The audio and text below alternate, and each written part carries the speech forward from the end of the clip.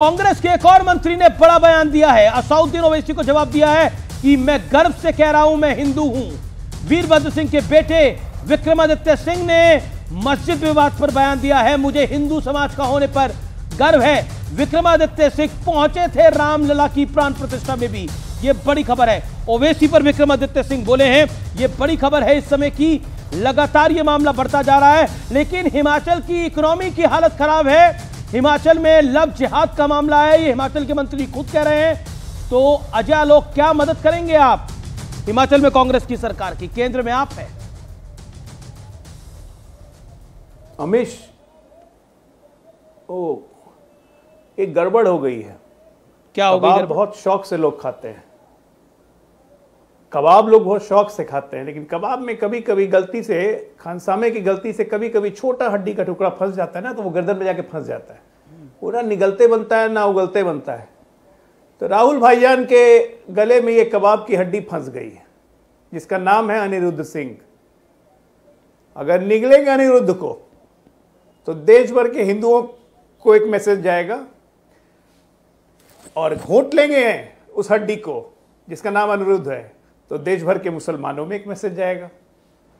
तो कबाब की हड्डी ये बहुत गड़बड़ करने वाली है। डैमेज कंट्रोल में देखिए, हिमाचल की अर्थव्यवस्था भी बहुत खराब है, वो सैलरी नहीं दे पा रहे उधर, तो क्या मदद करेगी? अर्थव्यवस्था तो छोड़ दीजिए, कांग्रेस जहां जाती है वहां अर्थ उनका अपना अर्थ हो जाता है और व्यवस्था चौपट हो जाती है। कांग्रेस जहां सत्ता में जाएगी, हिमाचल को लड़की ने बर्बाद कर ही दिया अच्छे तरीके से। अब राहुल बाबू चले दूसरे राज्यों की तरफ, लेकिन अभी पहले इस कबाब की हड्डी का निपटारा करें। फराज किस भाई सोचने लगेंगे कि भाई इस पे स्टैंड नहीं लिया तब मुसलमानों का क्या होगा? तहसीन पूनावाला 30 सेकंड, देन सुबुई। ओके, तहसीन पूनावाला। ये कबाब की हड्डी नहीं अजय जी, ये भाजपा के लिए इनके गले में रस्सी है, रस्सी का फंदा है, क्योंकि ये जानते कि एक्चुअल सेक्युलर स्टैंड कांग्रेस कर रही है, कोई पॉलिटिक्स कर नहीं रही, सपा भी उनके साथ है। और इनका जो पोलराइजेशन का एजेंडा है, कल को एक मिनट 10 सेकंड बोलिए, मान लीजिए परसों हिंदू संगठनों ने धमकी दी है सरकार को कि परसों तक सरकार ने एक्शन नहीं लिया तो वो कुछ भी करेंगे। अगर मस्जिद को किसी भी तरह से कोई नुकसान पहुंचा तो आप तैयार हैं उसके लिए या एक्शन लेंगे? ये भी सुखू सरकार कुछ नहीं कह रही है कि मामला कोर्ट में है। किसी मामले में डबल नीति नहीं होनी चाहिए, या तो आप हैं या तो आप नहीं हैं। देखिए तहसीन, हिमाचल की चौपट अर्थव्यवस्था हो, चाहे हिमाचल का मस्जिद वाला मामला हो, दोनों तरफ से आप फंस गए हैं। ये दो धारी तलवार है। कोई फंसा नहीं, कोई फंसे नहीं। आपको लगता है अमित जी, मतलब भाजपा को लगता है? मुझे नहीं लगता, दिख रहे हैं फंसे हुए। नहीं भाजपा नहीं, बिल्कुल मुझे नहीं लगता।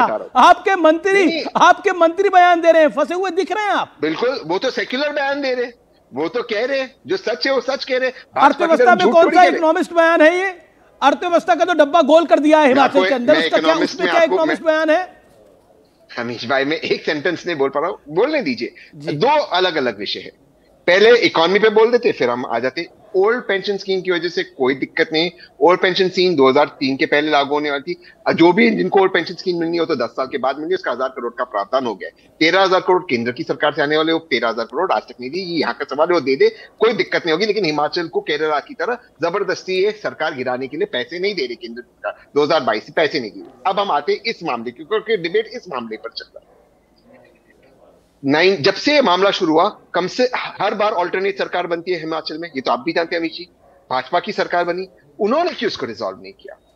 ठीक है, क्या वो भी मुसलमान के पक्ष में थे? जी। क्या वो भी सुबुई खान शिमला म्युनिसिपल कॉर्पोरेशन में इसके पहले भाजपा की सरकार? Okay, time 40 second Subui Khan, 40 second. Amish, मेरे लिए किसी भी राजनीतिक दल या मंदिर मस्जिद से ज्यादा महत्वपूर्ण है मेरा देश और मेरे देश की प्रकृति। मैं आज ये याद दिलाना चाह रही हूँ कि जिस शिमला की बात हम कर रहे हैं वो हिमालयन रेंज में आता है।